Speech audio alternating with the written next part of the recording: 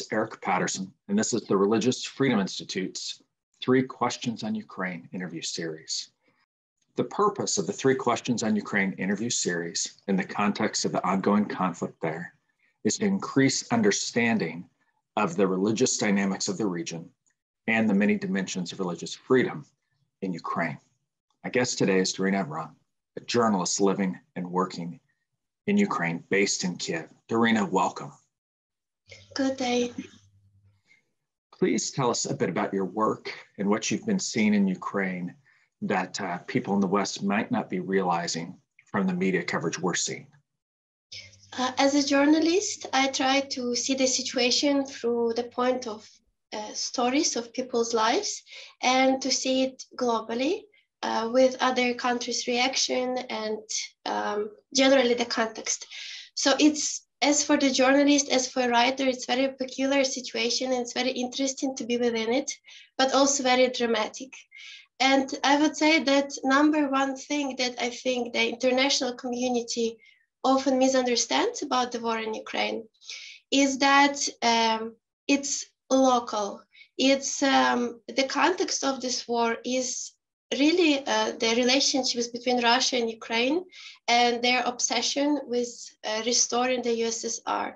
Because as I go on the internet, I see a lot of different theories about the biotechnical things, about USA trying to have a colony here in Ukraine. It's all very interesting, very exciting conspiracy theories. It's very exciting to read them. But by the end of the day, the conflict and the war is very, very local. And it has been going on for a long time. You mentioned in our previous conversation, I want to follow up on this, that in Kiev, that there's parts of life that are going on very routinely, but that the war is very aggressive in the East. Did I get that right? That's true. On 24th of February, Putin decided to scare all Ukrainian citizens at once. So while the war was going on already for 8 years on the east of Ukraine and in Crimea, on 24th of February, he decided to scare everyone. So we had shelling in various cities and villages at the same time. But of course, the hardest fate fell upon the eastern cities. And some of those that Putin has in his top list of cities on the wish list that he wants for his birthday, Kharkiv and Odessa, Donbass, they're going through hell, especially right now, the city Mariupol. They are just mixing it with dust. They are shooting at the houses, they are shooting at hospitals everywhere. Yeah. Could you tell us about the response of church leaders and churches and other houses of worship to the February 24th invasion? I would say that the war with Russia showed the foundation on which churches were building their community and their doctrines, because those churches that were building their community on the sand, meaning unrealistic expectations from the future and not accepting the reality of war and so on, they now moved to different parts of Ukraine, to safer areas. Their pastors fled, their members fled, or they just became passive because they have not studied good enough the realistic approach of Bible to the situation. Also, there are those churches who are building their doctrines on rock. They are mostly located on the east, naturally, because it was their context for the past 8 years. So the sermons that they were given to the people in church were very similar to the ones Puritans were given in America in the past. They were very, very practical. Like what we should do in this case, how we should pray for the government, how should we see the war with Russia. And they were very blunt and very honest.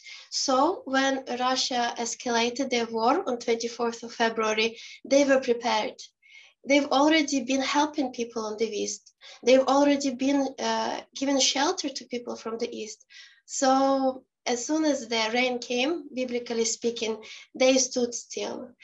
And unfortunately, also those churches fled and dispersed around Ukraine that that were based on this charismatic, this emotional kind of doctrines, emotional kind of Christianity, because you need to base your emotions on something, on reality. And sometimes your emotion is sadness, but in these churches, it's more like, be happy, you're saved, all of this. Yeah. But praise God, there are many churches who build their doctrine on the rock. And also I would say that after USSR, some Baptist churches and some other, they built, they were following the theology of isolation.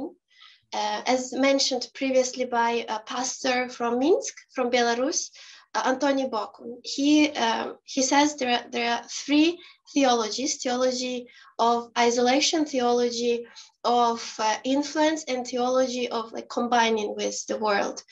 And in Ukraine, especially in some traditional conservative communities, we had the theology of isolation, which means that there are holy things and secular. And so like going to church is holy, reading Bible is holy, but watching Lord of the Rings is secular, becoming politician and praying for your country or going to election is secular. And unfortunately, many people from the churches now believe that God is punishing Ukraine. And when you have a mindset that God punishes your nation, your prayers would not be as strategic, as strong as they would be if you really believe that there's an enemy came, an aggressor came and attacked you. When you believe that God is punishing you or your nation, you are more fatalistic and passive. Praise God, and now after 2 weeks of war, there are less and less of people like that. But it was a little bit disheartening to see them in the first days of war. Wow. And one of the things that we've been hearing about at the Religious Freedom Institute is the way that church networks and church humanitarian groups have been supporting people. For instance, people moving from the east to the west of the country, fleeing the Russians, but that it's often been churches or church networks or faith-based groups that have been providing help. Have you seen some of that as well? Yeah, this is true. And I'm honored to say that some of my friends are involved in these networks, in this movement. Some of them are from the charismatic Catholics here. They've been helping for 8 years on the East, and they have an organization called Christian Rescue Service, and they've been helping for 8 years, sending chaplains and so on, as well as some Baptist and Pentecostal churches also. They were helping a lot. And now when the rain came, they really showed that it was the rock under their feet. They are giving shelter to temporarily displaced people. They are sending humanitarian aid. They provide the chains from west to east through their hands of food and medicine. Because, I mean, there is a benefit of churches helping because they know their communities, they know their cities, they know their areas, and they know the problems of their cities or villages long before the war started. So they are very effective and very practical helpers where they are. And I find it very encouraging that international communities of Christians, they're helping now through them, through the local Christians. Based on what you've been seeing over the past couple of weeks and kind of the rumblings of war on the Eastern Front for much longer, how has this changed your thinking about the roles of the church and Christians in the context of war? I would say that the main issue I had and many of my friends is whether we should stay or leave. And now some Christians made decisions to leave, and it's okay. I mean, that's their choice, and I believe God can use them where they are. But some of my friends, after they left Kiev in the hardest time of the first days of war, on the phone and on Zoom meetings, they were sharing they regret leaving. Because if all the Christians are living hotspots, if all the Christians are living like capital in this time in the East, who are we leaving to, who is staying to face the enemy? atheists, secular people, Buddhists, Muslims. If all the Christians flee, then who will pray and intercede for the city and in the villages? So some of my friends came back. And one of them is a pharmacist. He joined now the team of people who are bringing medicine to old men and women in the city. And he was even stopped one time by the police because he looked suspicious with this big box of unknown items. So they turned the box around and everything fell on the floor. And then they said, okay, you're good. And he was shouting to them, come back and help me pack my medicine back in the box. And they said, sorry, we are busy. And another guy also came back to the city and he joined the territorial defense also. And I'm extremely proud of them. And I'm honored to call them my friends. So I think, as for your question, that was the main concern for most of us here, especially young people, because we have future and blah blah. But we decided to stay because what is this future if Ukraine crumbles under the enemy's feet? Like, I don't want this future, and many of my friends also, they do not want. So yeah, but to be honest, those people who fled and now on the west of Ukraine or in Poland or Hungary, they are actively involved in helping here. They are coordinating networks of helping, of getting products and humanitarian aid generally to Ukraine. They are praying and they are sharing the awareness about this war outside. Yeah. Well, I appreciate the humor. We were joking a little bit before we started this broadcast together that one has to laugh in times like this, but also you're talking about witness. And I think about Dietrich Bonhoeffer during World War II, who had been safe in the United States and felt compelled, felt convicted in his heart. He had to go back to Germany and serve and minister there. So some are called to leave, some are called to stay, but all can be of service, as you've mentioned. And for many, the call is to stay and to be resolute with their countrymen or provide services as they can. So thank you for that. Well, Darina, is there anything that we missed today? Is there anything else that you'd like to say? I would say that this war united Christians from different denominations, because now it doesn't matter who, may God forgive, who worships Mary or who doesn't worship Mary. Whether you mention the thousand, whether you worship the thousand of saints in Catholic, Orthodox religion, because there is an enemy and you have to fight it together.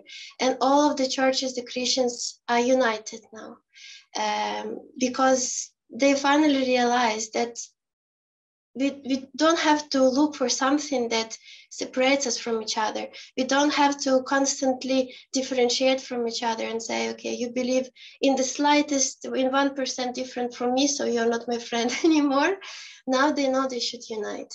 And this is something I'm extremely happy about. And if I can say so, I think Jesus is also happy. But also there is a lot of tragedy going on here right now. And it also united Ukrainians a lot. Yeah. I was inspired in 2014 by seeing religious leaders, Jewish, evangelical, Catholic, Orthodox, standing hand in hand on the stages at Maidan. And certainly this crisis has brought many more Ukrainian citizens across faith traditions together. So, Darina, thank you so much for taking this time with us. And may God bless you and you stay safe. Thank you, you too.